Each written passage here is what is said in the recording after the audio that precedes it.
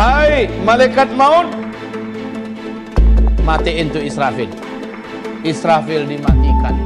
Sakitnya luar biasa, jeritannya, Masya Allah. Kalaulah masih ada manusia yang hidup, mati langsung manusia mendengar jeritan kematian ini. Setelah malaikat Israfil dibunuh, dimatikan, karena memang seluruh yang bernyawa ketika kiamat wajib musnah semuanya. Lalu iblis, Allah Subhanahu wa taala berfirman, iblis, janjiku kepadamu telah aku tepati. Seluruh makhluk yang ada telah aku musnahkan. Sekarang yang tersisa engkau. Hai malaikat maut, cabut nyawanya. Bismillahirrahmanirrahim.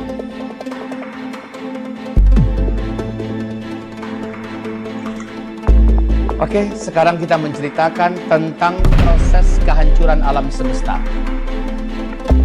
Proses kehancuran alam semesta.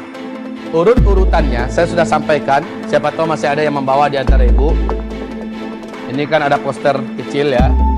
Ada poster kecil. Waktu itu ada di kitab ini masing-masing. Nah, di poster ini adalah perjalanan hidup manusia. Perjalanan hidup manusia mulai dari alam dunia. Nih alam dunia. Mukmin kafir menembus alam barzakh. Tembus masuk ke alam kubur. Ini adalah alam barzakh. Di mana arwah yang sudah nyampe di sini, sedetik pun dia tidak bisa lihat berkomunikasi dengan yang ada di sini. Apapun caranya tidak akan pernah bisa. Jadi sebuah pembodohan dan memang kebatilan yang mengatakan ada ilmu pemanggil roh. Yang benar itu yang datang adalah jin dan setan yang menjelma dalam wujud manusia yang dulu pernah hidup buat mengelabui yang masih hidup. Ya, setelah ada di sini nggak ada itu si manis jembatan Ancol, si Anu dalam keadaan hamil lalu diperkosa kemudian dibunuh lalu dia gentayangan, ya macam-macam itu dibodoh-bodohin.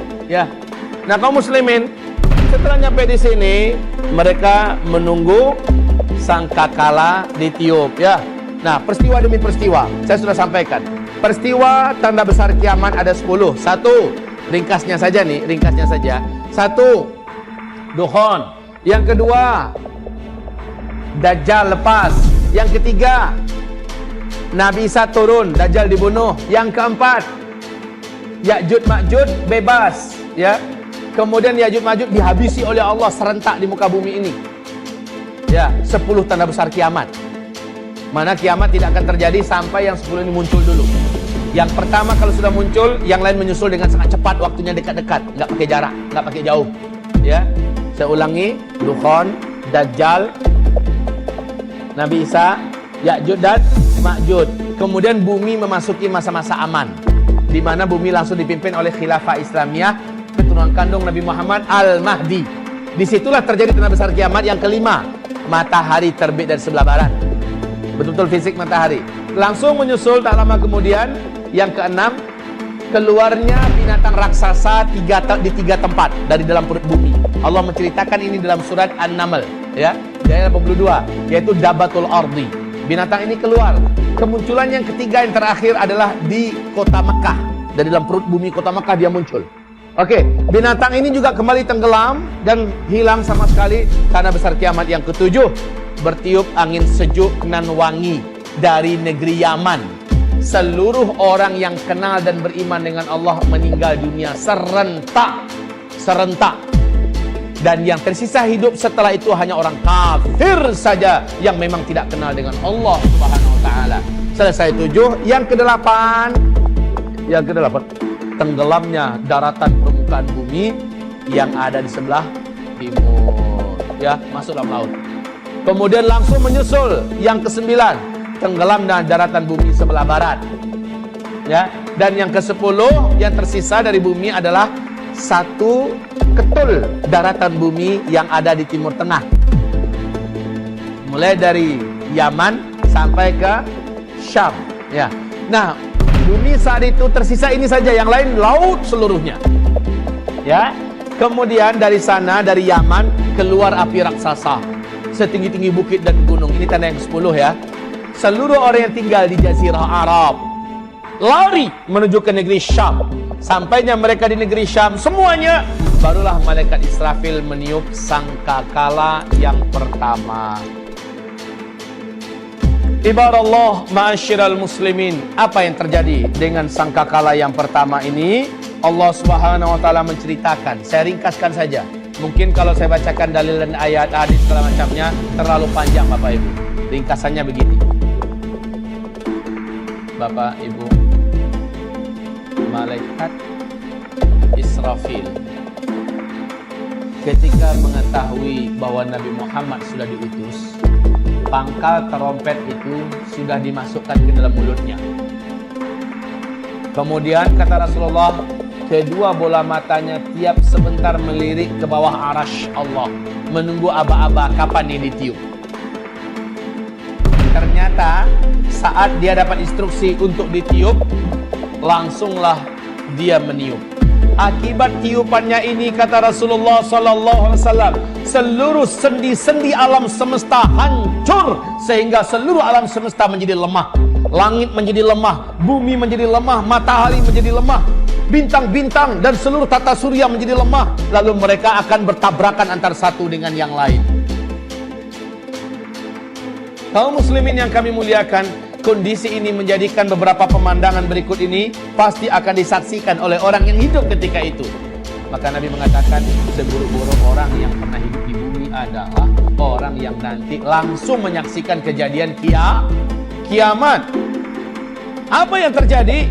Lihat di dalam Al-Quran, Allah berfirman di surat Al-Haqqah, surat yang ke-69 di ayat 13 sampai 14. فَإِذَا نُفِخَ فِي الصُّورِ نَفْخَةٌ وَاحِدَةٌ وَحُمِلَتِ الْأَرْضُ وَالْجِبَالُ فَدُكَّتَا دَكَّةً وَاحِدَةً. Saat tiupan sangkakala pertama ditiup, bumi langsung berbenturan dengan yang lain-lainnya. Akar-akar gunung lepas, lalu menghantam kembali bumi ini. Gunung-gunung di mana lepas menghantam bumi ini. Mereka saling bertabrakan antara satu dengan yang lain. Manusia ketika itu seperti anai-anai yang berterbangan. Manusia yang ada seperti anai-anai yang berterbangan. Gunung-gunung seperti kapas yang ditiup. Gimana kapas yang ditiup? Ada. Bayang deh kapas yang ditiup, ya. Seperti itulah keadaan gunung-gunung. Tadi bersih. Bapak Ibu yang kami muliakan, kondisi ketika itu. Kemudian, apalagi pemandangan yang akan dilihat? Seluruh air laut akan melalap daratan bumi yang tersisa. Wa idzal biharu fujirat, dan apabila seluruh laut fujirat. Tsunami yang pernah terbesar di alam ini sejak bumi terkembang adalah tsunami Nabi Nuh. Berapa ketinggiannya? Berapa? Ya, setinggi gunung. Coba deh disebutkan secara ilmiah berapa. Di Al-Bidayatu wan Nihayah oleh Al-Hafiz Ibnu Katsir dijelaskan tingginya tsunami Nabi Nuh 5.000 meter. Ya, pertanyaannya dari mana sih munculnya tuh air laut? Jawabannya adalah entah. Kita nggak tahu dari mana tuh munculnya air. Kok bisa setinggi itu? Lalu disembunyikan kemana? Nggak usah dibahas deh, pokoknya imani saja itu sudah Allah lakukan. Sebagaimana Allah menjelang munculnya Dajjal sanggup menyembunyikan air, entah kemana hilangnya itu air. Betul tidak?